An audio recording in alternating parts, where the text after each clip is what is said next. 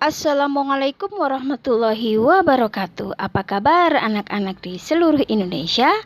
Semoga tetap sehat dan semangat belajar ya. Masih bersama Bu Hartati yang akan menemani kalian belajar di rumah. Hari ini kita akan belajar tema 4, globalisasi. Subtema 2, globalisasi dan manfaatnya, pembelajaran 4. Materi pembelajaran yang akan kita pelajari adalah teks eksplanasi, sikap yang dikembangkan dalam keberagaman ekonomi di masyarakat. Nah, sekarang siapkan buku siswa dan peralatan tulismu, lalu berdoa untuk memulai pembelajaran. Nah, anak-anak, apakah globalisasi selalu memberikan manfaat yang positif? Apa sikap yang harus kita kembangkan untuk menyikapi era globalisasi ini? Nah, untuk mengetahuinya, coba kalian perhatikan teks eksplanasi berikut ini. Globalisasi bermanfaat atau tidak? Apa manfaat globalisasi bagi manusia di berbagai belahan dunia? Perhatikan di sekitar kita. Ketika kita berbelanja di supermarket, kita menemukan berbagai makanan dan barang yang diproduksi di luar negeri. Aneka pasta dari Italia, keju dari Belanda, kursi plastik buatan Tiongkok, atau peralatan dapur produksi Jerman. Apakah makanan dan barang produksi Indonesia juga ada di luar negeri? Tentu saja. Sekarang di negara lain tidak sulit menemukan gudeg dalam kaleng produksi Indonesia. Kain dan perabotan hasil karya pengrajin daerah pun semakin terkenal di mancanegara. Kemudahan dalam pertukaran produk merupakan salah satu hal positif dari globalisasi. Perkembangan teknologi dan komunikasi yang semakin canggih menandai dimulainya era globalisasi. Telepon, satelit, televisi, dan jaringan internet membawa berita dari belahan dunia lain tanpa jeda waktu. Dalam sekejap, berita penting dan populer tersampaikan ke segala penjuru dunia. Namun, perlu kita waspadai, globalisasi dapat memengaruhi kebudayaan manusia di sebuah negeri.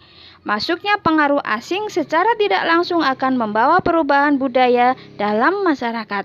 Perubahan budaya bisa menjadi pengaruh positif, namun bukan tidak mungkin membawa pengaruh negatif. Saat ini di kota besar di Indonesia, anak-anak muda gemar menikmati tayangan dari Korea. Mereka juga meniru cara berpakaian muda-mudi Korea. Apakah sesuai dengan nilai-nilai dalam budaya Indonesia? Belum tentu. Pengaruh positif akibat globalisasi tentu akan memperkaya manusia di sebuah negeri.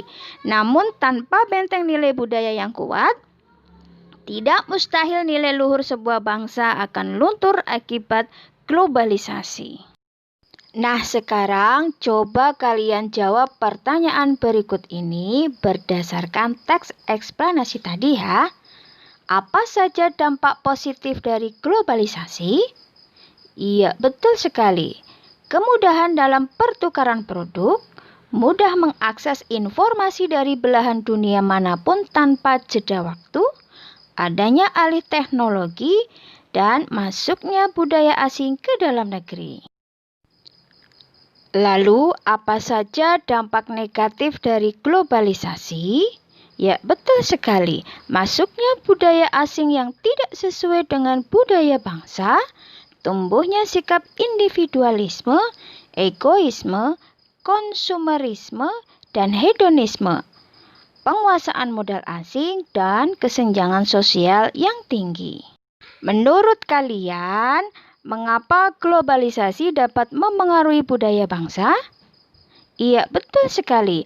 Karena berkembangnya teknologi komunikasi dan transportasi menyebabkan informasi begitu cepat, sehingga mudah sekali memengaruhi kehidupan masyarakat. Lalu, mengapa globalisasi menjadi tantangan tersendiri untuk kita? Ya, betul sekali.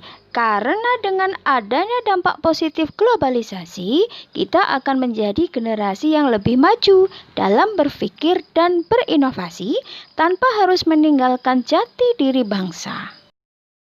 Apa saja yang harus kita lakukan untuk menghadapi arus globalisasi? Ya, betul sekali. Tingkatkan iman dan takwa kita, memegang teguh nilai luhur bangsa, mencintai tanah air, dan cerdas serta selektif dalam menerima informasi.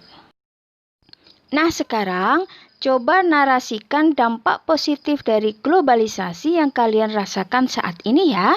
Perhatikan penggunaan kata baku dan kalimat efektifnya. Tulis pada buku tugasmu, kemudian serahkan kepada gurumu.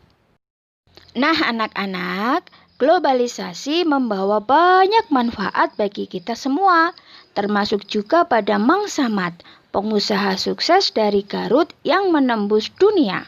Ternyata hal yang dilakukan Mang Samad juga memberi manfaat untuk warga di sekitarnya.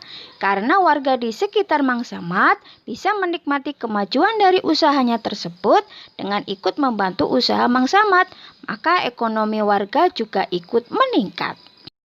Berkat usaha Mang Samad, Indonesia semakin terkenal di luar negeri. Hal ini memacu pengusaha lain untuk berkarya, meningkatkan perekonomian negara karena mampu menciptakan lapangan pekerjaan bagi orang lain. Mang Samad membutuhkan sumber daya alam untuk kelancaran usahanya dan banyak pekerja yang terlibat di dalamnya, sehingga laju perekonomian bangsa juga meningkat. Banyak pelajaran yang bisa kita ambil dari kisah Mang Samad. Di antaranya, suka bekerja sama, percaya diri, ulet dan pantang menyerah, mau belajar dan tidak cepat puas, serta mau berbagi dengan orang lain.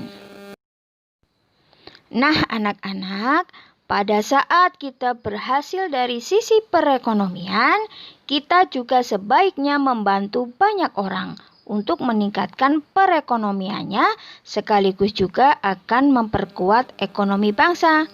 Nah, coba menurut kalian, apa saja yang akan kamu lakukan agar bisa menjadi orang sukses seperti Mang Samad? Lalu, apa saja yang akan kamu lakukan jika sudah sukses seperti Mang Samad? Tulis jawabanmu pada buku tugas, kemudian serahkan kepada gurumu ya. Nah, anak-anak, demikianlah pembelajaran kita kali ini. Semoga bermanfaat ya. Jika kalian merasa pembelajaran ini bermanfaat untuk kalian, silakan aktifkan tombol subscribe dan loncengnya ya. Terima kasih. Sampai jumpa pada pembelajaran berikutnya. Wassalamualaikum warahmatullahi wabarakatuh.